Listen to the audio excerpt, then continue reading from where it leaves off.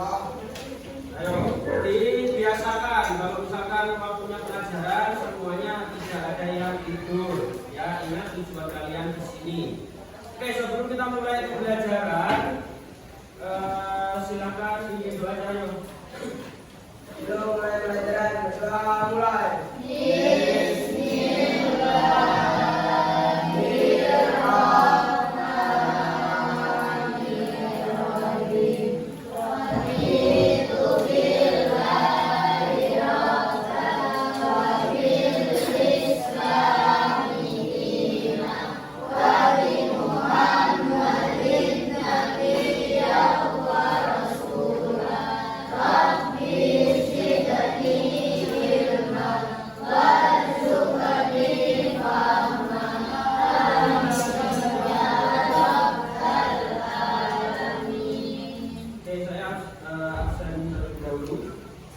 Ahmad Zakaria, Alvinatus, Anisatus, Akila, Arif, Arman, Alvarul, Ayu Kalista, Ayub, Azrul, Daya, Renita, Henry, Intan, Cahyo, Naike, Novia, Raihan, Ratu, Sabe, Sakina, Suci, Kira, Yusuf, Zalfa. Oke.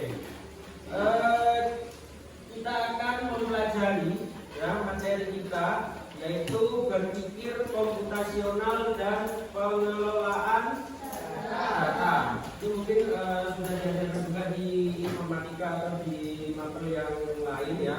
Ini saya akan menjelaskan lagi lebih rinci karena nanti ini akan kaitannya dengan berpikir komputasional ini akan mengarah ke coding nanti ya untuk perencanaan codingnya. Jadi kalian harus paham.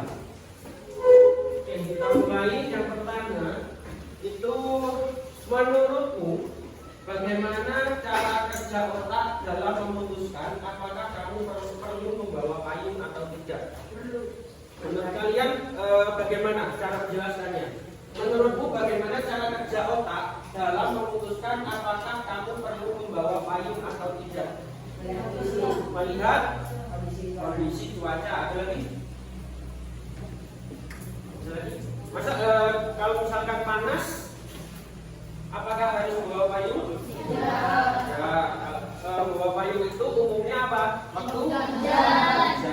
Ya. Jadi kalau misalkan ini termasuk pendidik komputasional ya. Jadi saat kalian ingin memutuskan membawa payung atau tidak, ini terjadi proses berpikir di dalam otakmu. Ya, otak itu memproses data yang tersimpan dari hasil membaca, melihat, mendengar, dan merasa.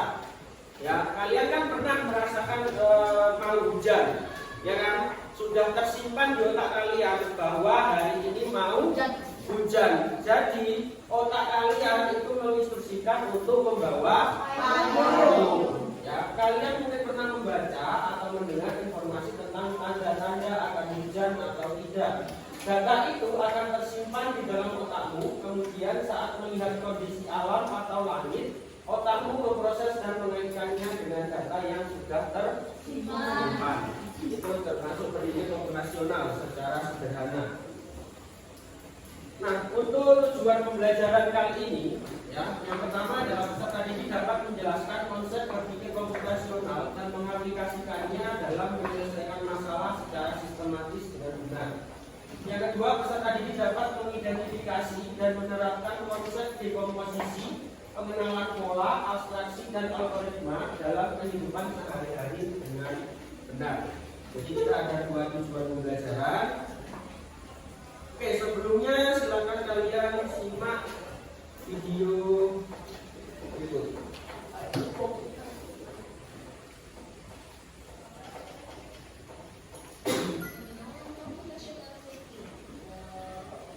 Hai teman PC, coba tebak apa artinya computational thinking atau berpikir komputasional? Adakah yang bermata jeli dan melihat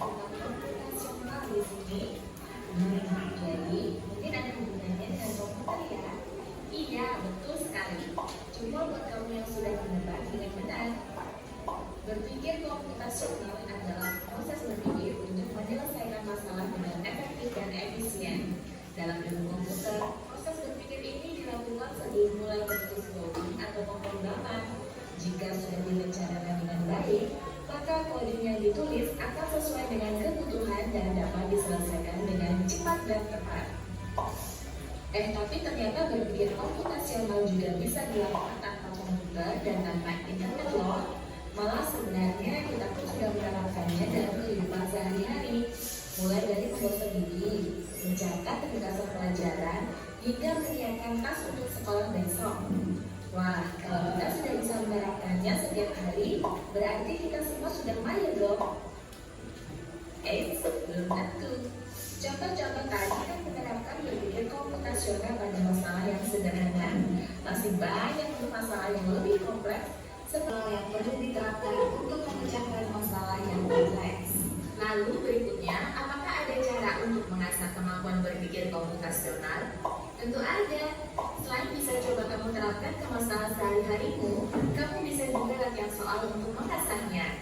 Misalnya, gurumu akan memberikan soal-soal computational thinking di mata pelajaran matematika, bahasa Indonesia, dan IPAS dalam kurikulum mereka. Selain itu, kamu bisa ikut tantangan bebas Indonesia juga. Yuk coba simak satu contoh soal computational thinking. Dalam BIS studi wisata ada 3 kelompok. Oke, sebelum kita ke soal, nanti kita akan membahas berpikir komputasional itu apa aja? Ada 4, apa aja? Apa aja itu? Dekomposisi. Bagi masalah menjadi kecil. Terus abstraksi. Bisa saja. Algoritma itu langkah-langkah. Dengan pola itu kesamaan. Oke, nanti kita akan lebih jelas lagi. Saya akan menjelaskan lebih jelas lagi mengenai keempat macam tadi. Oke, silakan ini. Ada contoh soal computational thinking. Nanti kalau misalkan ada yang mau menjawab, silakan angkat tangan. Yang A. Kan dianggarkan ke 3 tujuan berbeda. Bis berhenti pertama di restoran, lalu hotel, dan terakhir di museum. Hanya ada satu tempat penyimpanan koper di samping bis, yang hanya bisa dibuka dari satu pintu. Sopir bis ingin mengatur koper-koper penumpang hingga mudah dikeluarkan. Bantu supir bis menentukan urutan memasukkan koper-koper itu ke dalam tempat penyimpanan. Pertanyaan, koper kelompok anak yang mana yang dimasukkan terakhir? A. Anak yang museum. Restoran. A. Nah itu museum. Ada yang lain? Museum. Apa kamu ini? Yang tadi jawab ini. Museum. A. Ayo, koper kelompok anak yang mana yang dimasukkan terakhir? Restoran.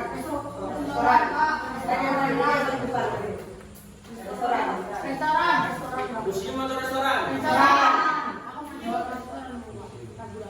Museum atau restoran yang dimasukkan terakhir?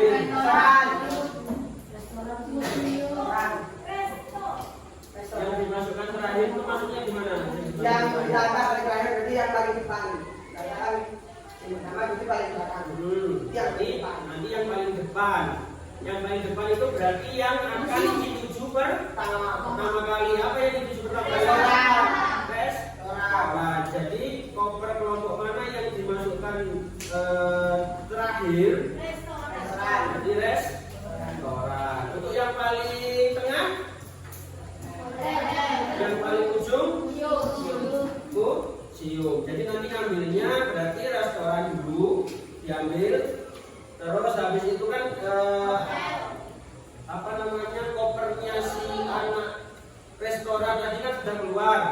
Habis itu kopernya si hotel. Setelah itu kopernya museum. Jadi koper kelompok anak yang mana yang paling terakhir adalah restoran. Itu yang paling maksudnya paling awal ditaruh ya.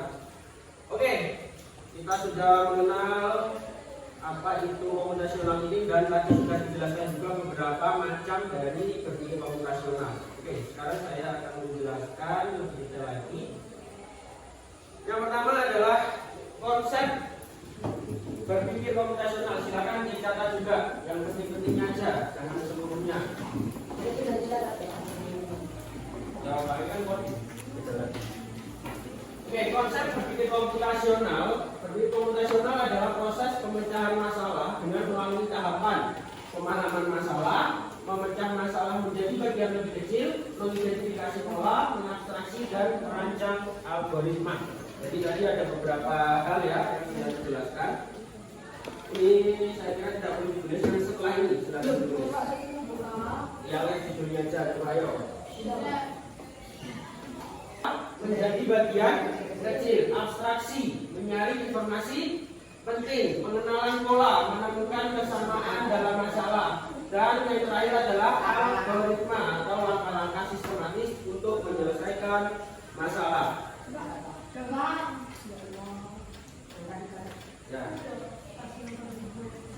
Ya, bagus. Oke, kita akan membahas tentang 4 ini.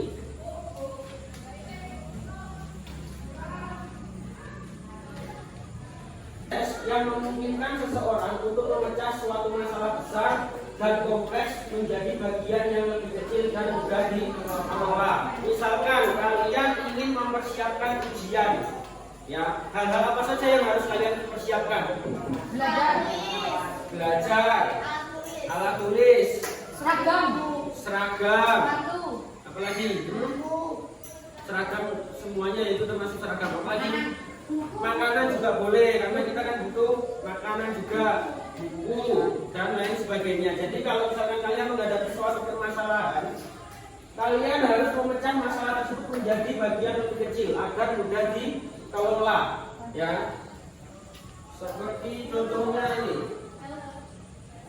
Nah, misalkan dekomposisi untuk mempersiapkan ujian. Jadi kan kalian harus mempelajari materi, ada yang mengatur waktunya, mengelola stres, jaga kesehatan ini dipecah lagi menjadi istirahat yang cukup, makan sehat, lalu juga harus mempersiapkan latihan soal. Itu yang dinamakan dengan dekomposisi. Kalian tujuan utamanya itu adalah mempersiapkan ujian, tetapi dalam mempersiapkan ujian ini kalian pecah menjadi bagian-bagian yang lebih kecil.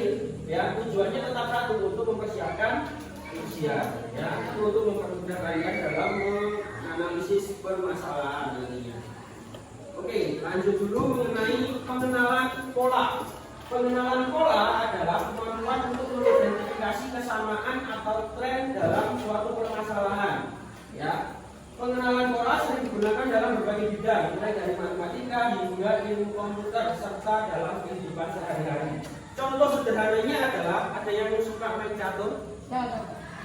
Dan juga main catur. Nah, kalau kalian memainkan catur dengan lawan kalian, misalkan saya bermain melawan Alvin, ya, saya akan mengenali pola yang ditunjukkan oleh Alvin dulu. Ya, misalkan Alvin itu pasti bergeraknya pakai kuda, kudanya ke kiri terus. Kita harus mengenalinya. Agar kenapa? Kalau kok kita harus mengenali pola tersebut, agar saya bisa mengalahkan si Alvin, bukan kudanya. Ya, jadi itu adalah strategi untuk mengalahkan lawan, yaitu dengan mengenali pola. Pola setiap orang itu pasti hampir sama. Ya, nanti dia akan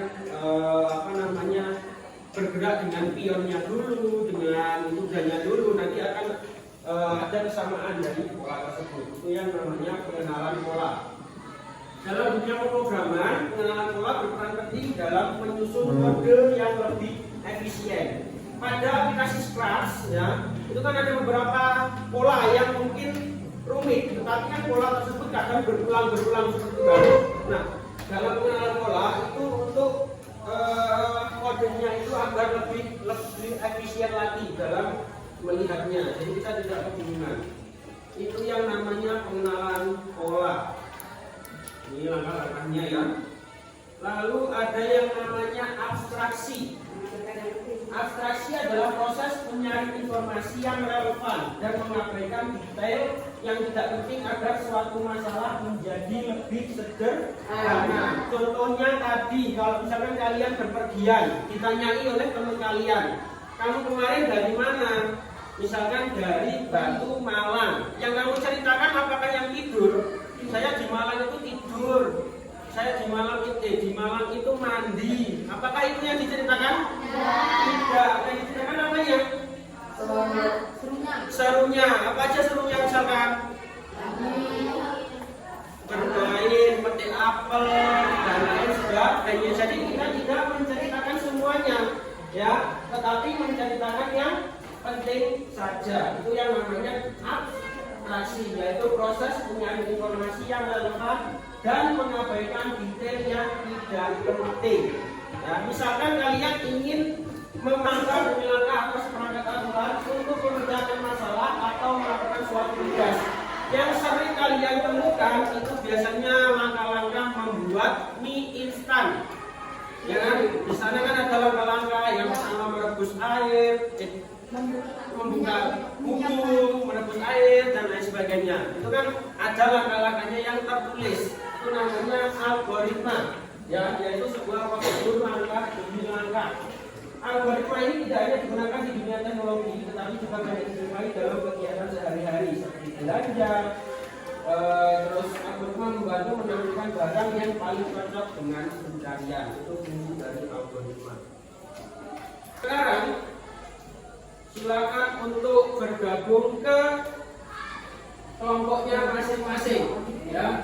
Kelompok 1, kelompok 2, kelompok 3, kelompok 4, kelompok 5. Silakan untuk bergabung di kelompoknya masing-masing. Ayo.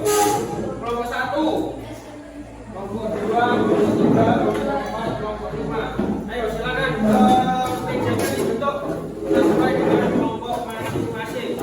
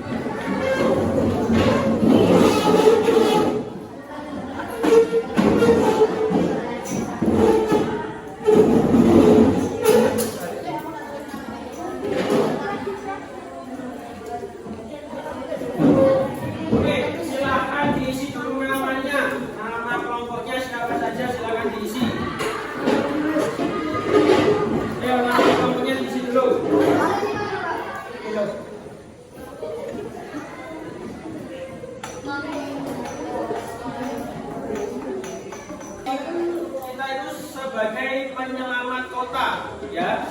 Jadi kita di kota cerdas atau smart city sedang menghadapi permasalahan penumpukan sampah. Pemerintah kota memiliki banyak data, namun belum diolah dengan baik sehingga sulit digunakan untuk mengambil keputusan. Kalian adalah tim penyelamat kota yang ditugaskan untuk membantu pemerintah kota menganalisis dan mengelola data agar kota menjadi lebih aman, nyaman, dan tertata. Silakan yang pertama untuk pertanyaan tematiknya dijawab. Mengapa data penting dalam pengambilan keputusan di sebuah kota? Menurut kalian, kenapa data itu penting? Ayo, bantu. Kenapa data itu penting? Kan di situ kan ada data, ini di bawah ini kan ada data. Kenapa data ini sangat penting? Ayo, kenapa data itu penting?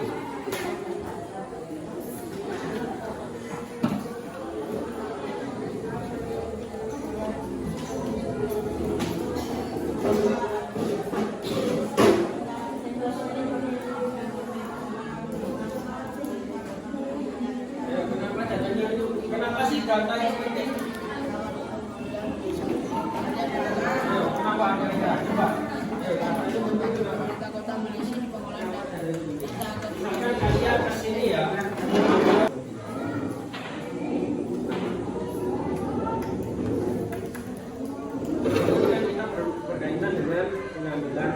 sampah. Kenapa data itu penting? Karena untuk apa? Untuk mengirimkan bantuan secara cepat. Nah, kalau misalkan ada data, misalkan di sini akan ada data tadi. Misalkan data wilayah A itu kan 120 sampahnya, terus data B 90, data C 150. Kira-kira mana yang harus diprioritaskan? Kira-kira mana yang paling banyak? Yang paling banyak itu di kota apa? Kota C. Yang paling banyak yang C. Yang dari karena itu gunanya untuk apa? Data apa yang digunakan? Nanti data sampah. Ya kan? Data sampah per kilogram ya. Hanya dibutuhkan data sampahnya loh. Masa data diubahkan? Itu ada di komposisi loh. Komposisi itu bisa.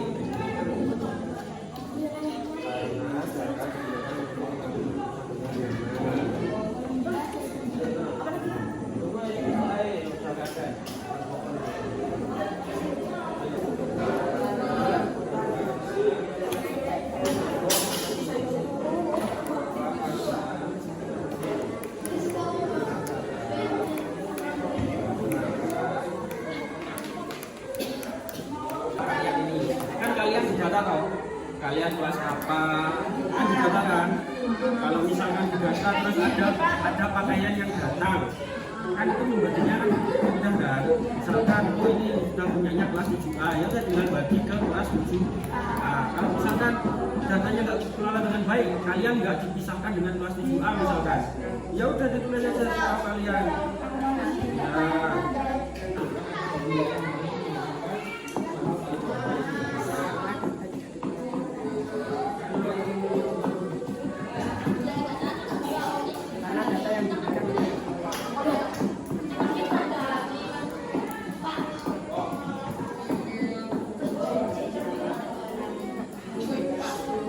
Penyebabnya apa kira-kira masalah sampah itu? Nah, dulu kan boleh rawan bisa loh. Oke, ya terus melakukan. Nah ini loh wilayah itu kan dia kan memiliki sampah yang paling tinggi loh.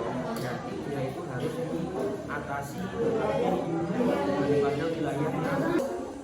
Karena memiliki sampah paling banyak, maka harus dibersihkan terlebih dahulu atau maka harus diutamakan.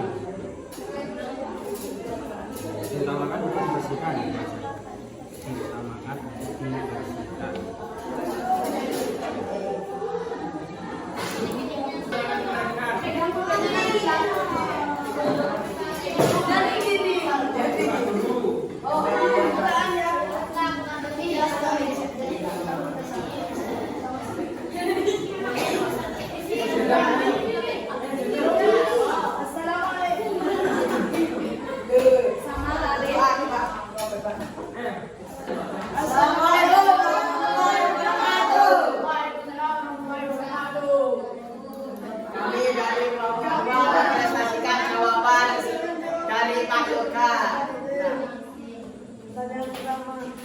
Mengapa dapat penting dalam pengambilan keputusan di sebuah kota? Jawab dulu. Karena data digunakan untuk mengambil keputusan dengan tepat. Nomor 2, apa yang terjadi jika data tidak dikelola dengan baik? Jawabannya, kota akan terlihat kotor karena banyak tumpukan sampah yang tidak dibersihkan. diperhatikan karena data yang diberikan tidak dikelola dengan baik. Data jumlah sampah yang dihasilkan di beberapa wilayah Kota Cerdas selama 1 minggu.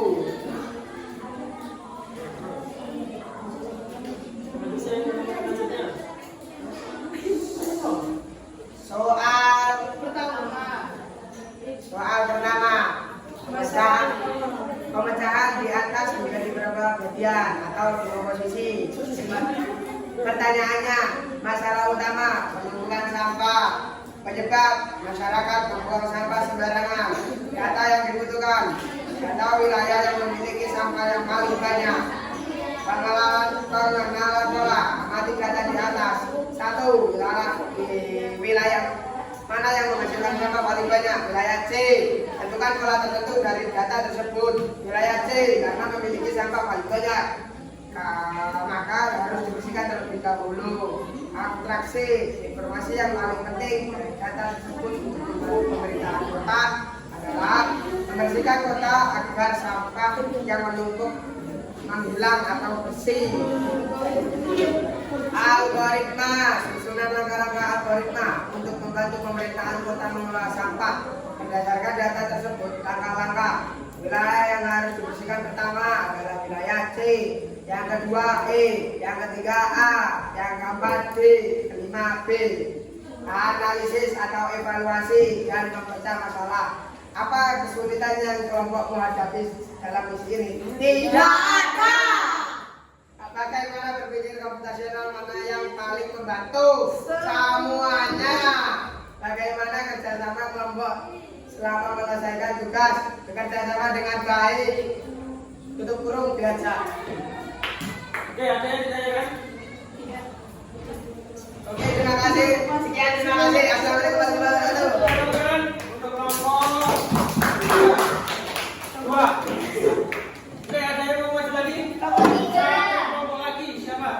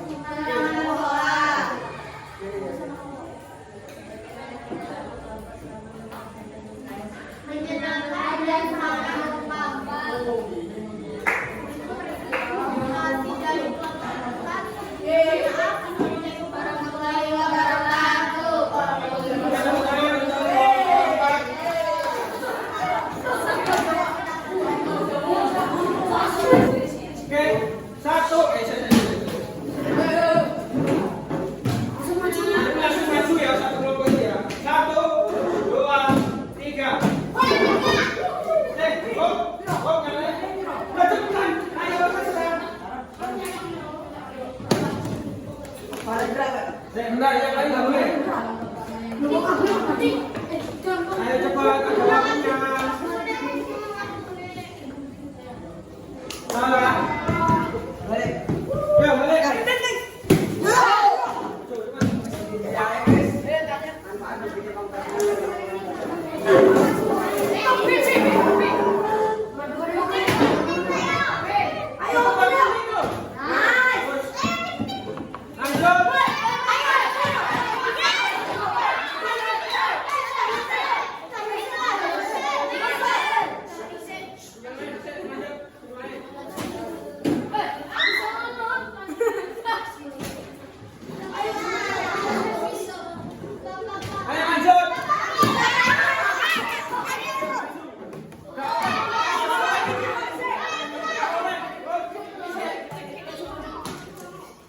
Dua poin, dua poin, dua poin.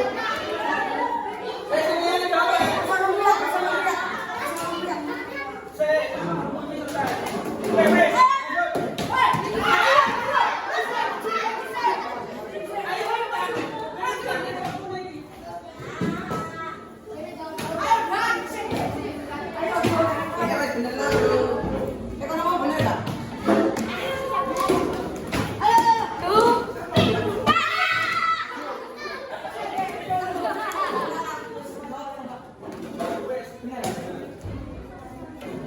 Dua.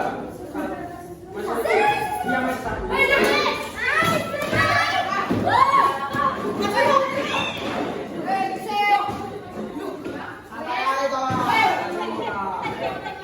Yang lain diam, kawan.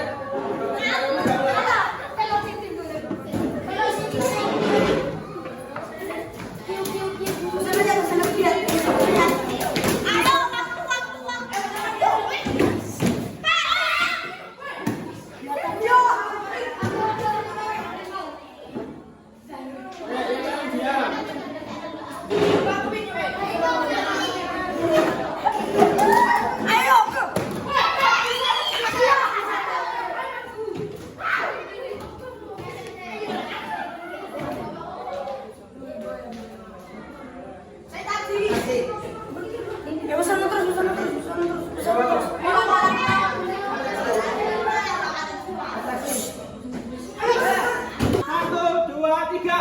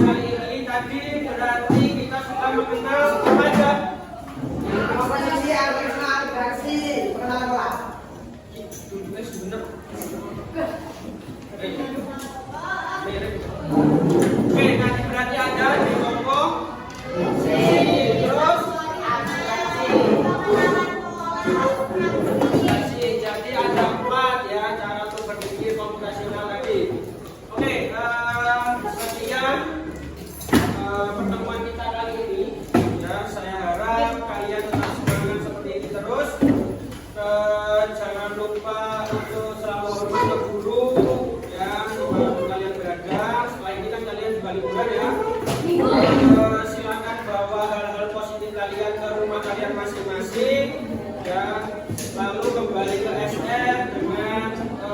semangat baru yang lebih tinggi lagi. Baik, saya akhiri. Semoga pertemuan ini bermanfaat. Saya akhiri. Wassalamualaikum.